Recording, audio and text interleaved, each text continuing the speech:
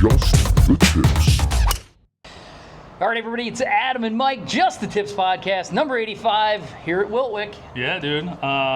Just finished up 9. And here comes the rain Yeah, again. we got a storm coming in, but we want to bring to you Commandment number 2. And on an apropos day where it looks like the world's going to end out here as this storm blows through with lightning strikes, that's for those of you who break Commandment number 2, right? And 1, and 3 through 8. 3 through 10. So Commandment number 1 was? We should probably get these chiseled onto stone before, my chest. The world ends. Yeah, probably. Commandment number 1 was, thou shalt be courteous to thy playing partner. Yep. So a no-brainer, and again, these are in no particular order. They're all could be number 1. But the second one that we came up with is, thou shalt not steal. And I think this is important, and just like the regular commandments, it makes all the sense in the world. But when you apply it to the golf course, you're like, oh, there's really 2 types of people, right? Those that kind of do it by accident because they don't know, and then there's those that do it on purpose. Oh, okay. All right. We can. I see where you're going with it. Yeah. I see where you're going with that. But let's dive into the people who do it on purpose. Let's just kind of give the examples of things that happen and shouldn't. Yeah. And how to go about those situations. Yeah. So let's just say I leave my wedge on the green on 13 green. I chipped on, it rolled 20 feet past the flag where I didn't want it to go. Now I'm above the pin. I toss my wedge over towards my bag and walk up to my putt. Then I just go get my bag and I walk to 14T. I leave it there. Yeah. You're in the group behind me. Mm-hmm. I don't have just the tips. I was going to say, you should have shaft wraps on your wedges, because then there's only one. Yeah, but you pick that up. Yeah. What do? Put it in my bag, take it home to tell my wife about the new wedge I found. But that's the problem is, first off, if you see the other group, like 13 is a good example. You see, I find this wedge on 13. I see the group tee off on 14. When I'm on 14, they're coming down 15. I wave, hey, anybody lose a wedge? Yeah. Right? But if, that's not me. Okay, not a problem. Then at the end of the round, I just turn it into the pro shop. Turn it into the pro shop. And that goes for wedges, head covers, range finders, phones, keys, ball markers. Yeah. And I think, we did discuss like one thing about like ball markers, right? Like, yeah, you get the little plastic ones that you get in an outing and stuff like that, but some of them are like Tobacco Road ball markers or Tobacco Kiowa head covers or something like that. So when we go to a course and it's a big boy course, you always want to trinket. But sometimes either A, you're like, oh, I already have a zillion shirts, or I have every head cover that I need. Sometimes, like Kiowa, you're like, oh, $300 sweatshirt. I'm going to get the ball marker, right? I'll get the $49.99 ball marker. Yeah, but sometimes the ball marker is the only thing that you get to commemorate your round. And then, like I said, you drop one. I thought I dropped my Tobacco Road one. I was infuriated, right? Yeah. I found it in the laundry, but that's okay. But like I said, somebody took the time to grab that thing. It's important to them. I've just been with people before that when they find something on the course, they're like, lucky day. I'm like, no, it's not. Thou shalt not steal. I mean, I found a $100 bill, I'm going to put it in my pocket, but... that's cash. Yeah, I mean, what are you going to do? Go around and be like, anybody drop 100? Exactly, So outside of that and the dirty glove, outside of that, everything else... And the towel. Don't pick up the towel. No. Don't pick up. I mean, if it's like a Tobacco Road towel, pick it up. All right. Like, I don't know. Just don't. Yeah.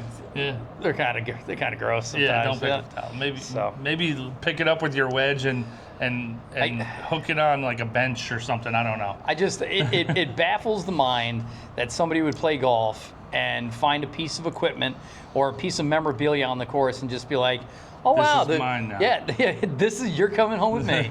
Yep. Like, turn it into the pro shop when you're done.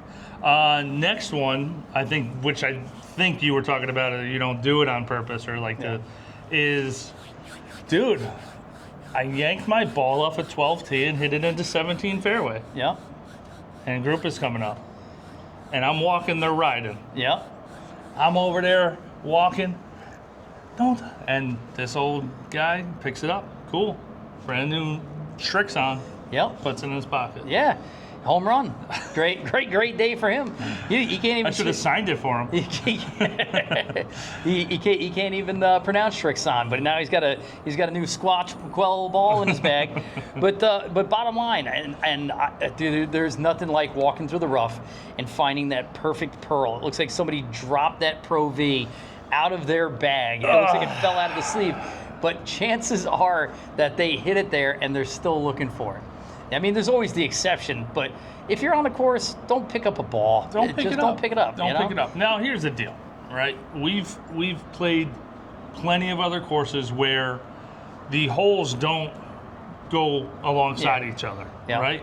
It's carved out through a big piece of property, like True Blues on 300 acres. Yeah. No two holes are next to each other. Stonehouse, no two holes were next to each other, right? It's just too big, yep. Like, I kind of understand that, right? There's, whatever, it's there. Or you found it in the woods, whatever. Yeah. But here at Wiltwick, the holes are alongside each other. Yeah. I've been 2 fairways over before, right?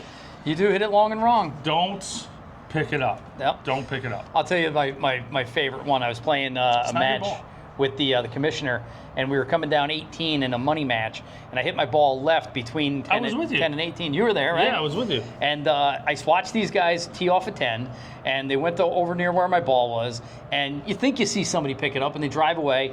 3-4 minutes looking for the ball, can't find it.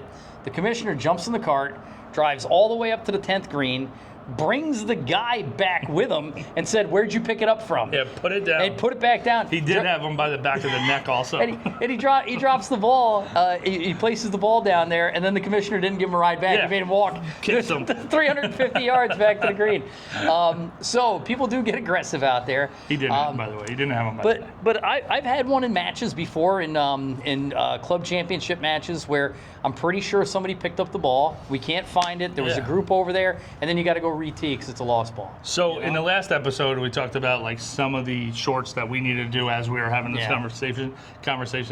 We need to do a short where the guy picks up your ball and you just follow him around and be like, hey, did you happen to pick up a Callaway triple track? No? And then you just follow him around and you're just looking around and you're like, you see triple track? You get a triple track. You're with him afterwards at the grocery store. He's picking out cereal. You're in the frozen food aisle. Trying to look into his pocket. Yep. He's home watching TV. You're in the window peeking in, see if he's got your ball. But there is. We talked about it, man. There's nothing more frustrating than not being able to find your ball. So again, if it's not yours, don't pick it up. Again, you're in the woods or something like that. Different story. Other places, again, we're very fortunate. We get to play a lot of really nice clubs, and sometimes the amenities, whether it's a high-end public course or one of these private courses, is really nice. Like Tobacco Road gives you a free range on these beautiful tees that have the Tobacco Road logo on there. Yep. What's the appropriate amount of tees to take before starting a round? Under over 100. Appropriate amount of tees. Yeah. I mean, there's 18 holes, right? Yeah, but you don't need 18. You're not taking 18. I would say on the high end would be 6. I was going to say 3 to 5 is kind of what I take on normally. Yeah. 3 would probably be the low. Yeah. I would say 6 would be the absolute max. Yeah. I would probably, if I go to play, let's just say we play Pebble. Yeah. I'm taking 6. Yeah. 5 I'm going to use. Maybe 3 I'm going to use. Yeah. The other ones are going and getting put away. So a handful is inappropriate? Absolutely the not. double fist handful is inappropriate? The multiple handfuls? All right. Yeah. And then there's, I played Silo Ridge. I had the luxury to play Silo Ridge once. Name dropper. Played Silo Ridge. That's it. They have a cart full of things, like on the range. Tees, ball markers, divot tools, pencils, scorecards, sunblock. They had like snacks on there, I think, and snacks. I wanted to take like 6 of everything, and I definitely had to like hold myself back a little bit. But when you go to nice places, just be courteous. It kind of goes back to commandment number 1, and that's what all these 10 commandments are, is being a good human. So when you're in a halfway house at a fancy club like Silo Ridge or Westchester Country Club, and they have everything in there. I mean, everything. Nachos, margaritas, candy. They had a margarita machine in one of the halfway. Just unattended. Yeah, and there's no employees there. Yeah. You're walking in, and it's not a halfway house. It's a comfort station. Comfort station. On like the 14th hole. If there was an unattended margarita machine, I would need a halfway I was doing house. 75 hard, dude. I was doing 75 hard. They had an ice cream machine in the other one, and they had like a candy store. They had like the jars of candy for toppings and everything. I couldn't imagine. They had a nacho bar. So what's the appropriate amount to take? They had 2 jars Yeah. of like homemade beef jerky that I could have been like the tease and taken 2 handfuls, and I had to hold myself back. All right. It was, listen, the 10 Commandments, the regular 10 Commandments, Yep. are to make you be a good human. Yep. Our 10 Commandments plus those are to make you a good human and a good golfer to be around. I will admit to being in the Westchester Country Club locker room, which has like multiple attendants and has like, I would call it it's almost a comfort station. It's like a couple of couches, Bloomberg TVs on, and they have a cooler full of beer. And I'm like, I asked the attendant, I'm like, can you get one of those beers? He's like, you can have as many as you want. I bet I stayed there for 3 hours. Well, if you stay there, just chill and it, do man. But if you're putting cans of beers in your pockets, taking tater tots home in your pockets. Yeah. All right. And was this one of those places where you tipped a guy, like when he hands you like a towel? Dude, he asked me if he wanted my shoes cleaned up, and he brought them back with all new spikes in them. I didn't ask him. Get the shine box. Yeah, so that was worth $4, man. That was a good tip. No, but you throw the guy $20, but it took him a while, and I had a beer and another beer, and I'm like watching TV. That's somebody telling me I did the wrong thing. Yeah, definitely. Exactly. That's Moses right there, dude. Last thing, what do we think? Obviously, we have the luxury of having a nice locker room here. Yeah. If you're not a member, do not go back into that locker room. There's no reason for you to be there. Because there are, like you were talking about, like a shoe guy. If you have if your clubhouse has a shoe guy, he's cleaning your shoes and he's putting them on top of your locker. Yeah. He's not putting them in some your guys locker. just put them there because their feet stink. They put them up there because they're not sweaty. But don't be out there going looking for a size 10.5 FootJoy. That's not the way to do it. All right. I think if I see somebody in the locker room that doesn't belong there, I'd probably commissioner them by the back of the neck and walk them out, turn them in at the principal's office. How do you know they don't belong there? I don't know. They don't look. You remember here? Yeah. Why you naked? Yeah, why are you walking around naked? You're not a member. Ugly naked guy. Speaking of these clubhouses and the bathrooms and stuff, I will take a comb. Tobacco Road's got the mouthwash and the deodorant. Yep. Which is nice. Kiowa's got a nice setup, dude, for their bathroom. Go ahead. Woo! That's pretty close. Let's make this one. Let's finish this up quick. Go ahead and take your comb, take your toothbrush, take your mouthwash, take your deodorant. Yeah. Take one. Maybe take 2, but that's it. Exactly. That's it. Like people stock. I don't need a comb. People stocking up like it's Sam's Club. Yeah, dude. You don't need 6 toothbrushes. So, last one I got is for all you range ball thieves out there. Yeah. Now, I've been tempted in the past. We go to Kiowa, and they have pyramids of brand new Pro Vs. Kind of hard not to be like. They say range ball all over it. It also says Pro V all over it. So again, I can understand the temptation, but there's no reason to grab it. But for those of you that are finding the yellow Mizuno limited flight range ball, and you think, I paid $20 for a bucket of balls, and I'm just going to dump half of them in my bag. Don't do that, dude. Don't be the guy out there playing the range ball. And I think, as we go in through these commandments, you're going to learn that the guy who's taking range balls, there's going to be certain places that you go and play or to start your game. And, that's what this channel is about. Yeah. We want to grow the game. We want people to learn how to get into the game, but also to get better at the game.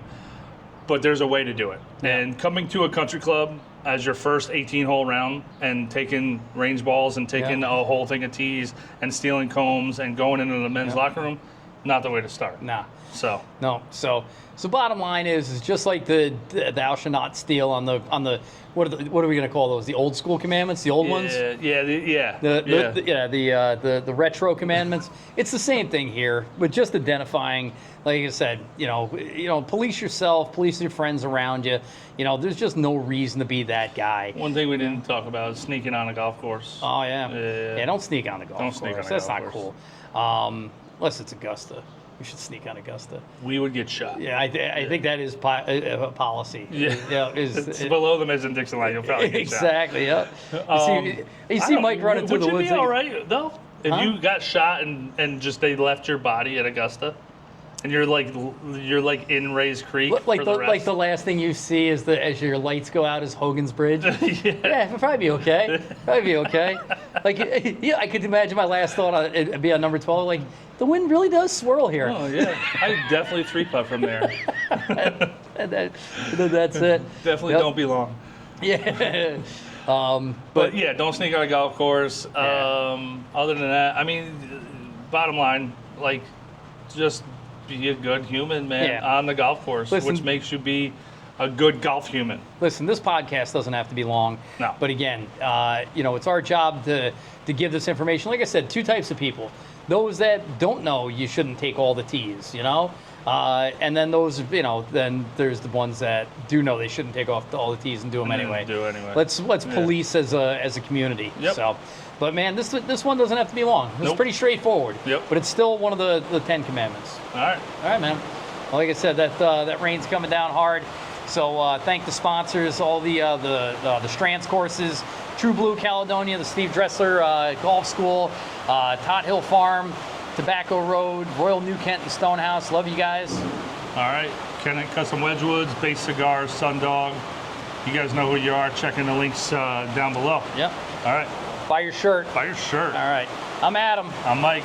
Just the tips. Just the tips.